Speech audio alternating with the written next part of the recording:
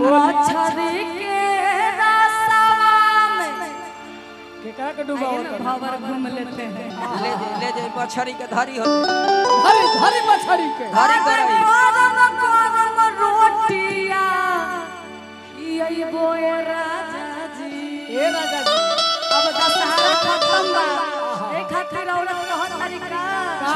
छौ राजा जी ए राजा जी ए गोलू सैया जी ए कहो मच्छर कहो बोला मछरी के रसवा में हां कौन मच्छरी धाले में कबा करई करई ओहो मछरी करई हमरे भी रहो मच्छरी ना मिली बड़ा के चूल्हो लाओ में हमारा सब भाई भी फराहा मिली है सब फराहा रूपचंदा कहत तरीका रूपचंदा ए मनोज भैया जी और हो। कहत तरीका का कि मछरी के रसवा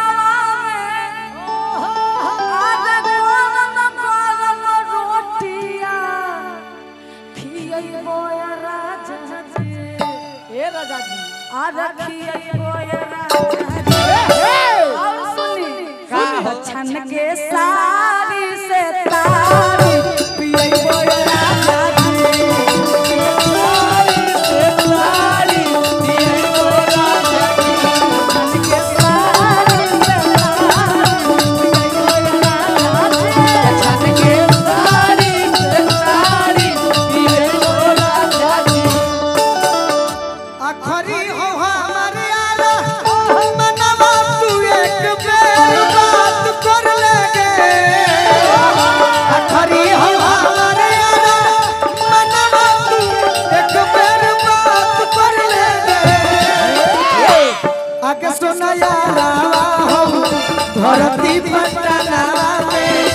आके मुलाकात कर लेगे आगे सुना यारा हो धरती पटना सारी से तारी पियबो राजा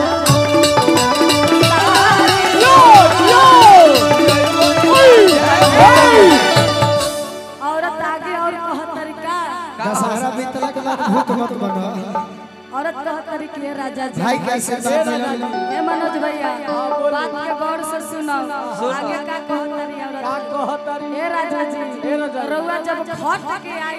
और ई बदन थकल मिली तो औरत का कहत तरी कि चिखना में चुम्मा से करई बोलबो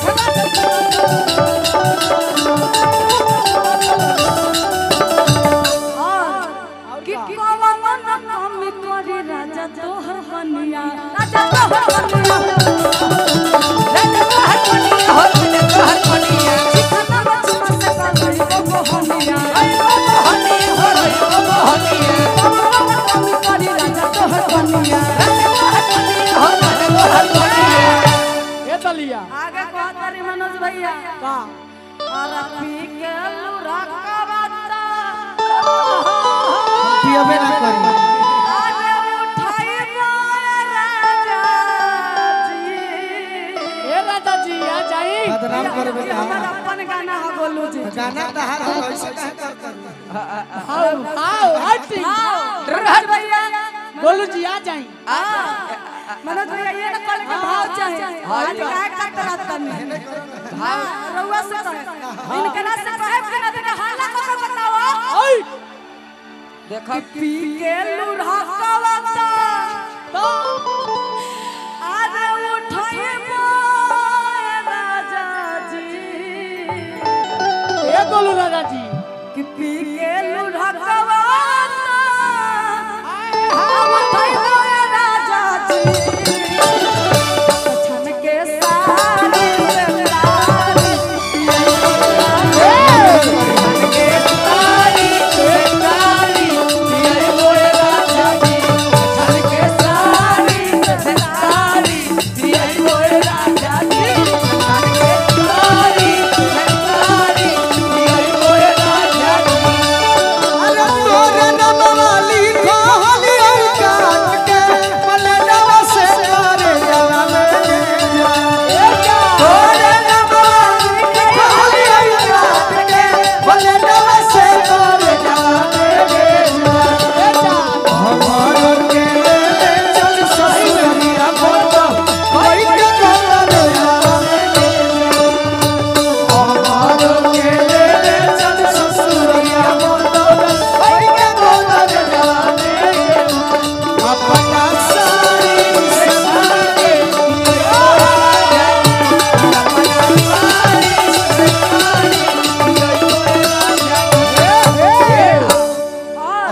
साड़ी से ताड़ी पियबो राजा जी हाँ अब बाथरूम में कुछ गलत करबो राजा जी हार्वेस्टर चलाइबो राजा भैया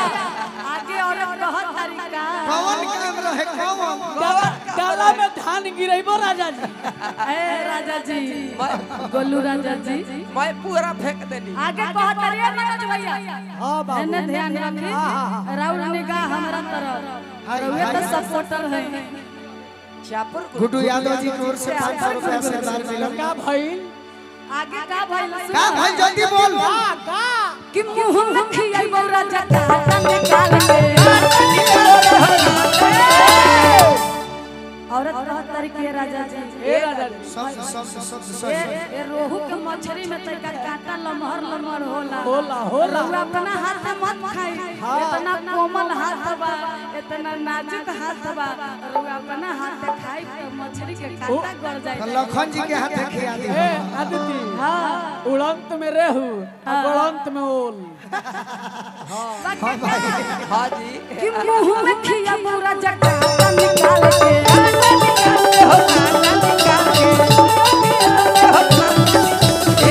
भैया लोग के आशीर्वाद मिलो तोहरो इनको के दल लो बहुत बहुत धन्यवाद ना जल्दी दो हाँ ना तो मोबाइल दे दे काम ना खवा लो एक मतलब हमार ज्यादा फल भर ले ले बहुत बहुत धन्यवाद जय माता दी हरि अरे ना ना ना ना ना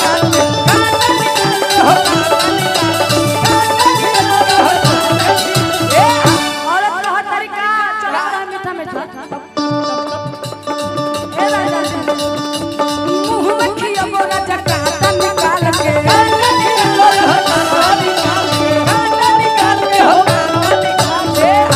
मुंह में खियाइबो राजा कांटावा निकाल के कांटा निकाल के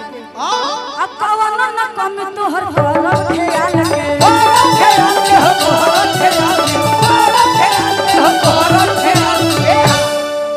और बहुत तरीका का कि गोतिया भाई ए राजा जी चानुल आधा सुतई बोया राजा जी ए राजा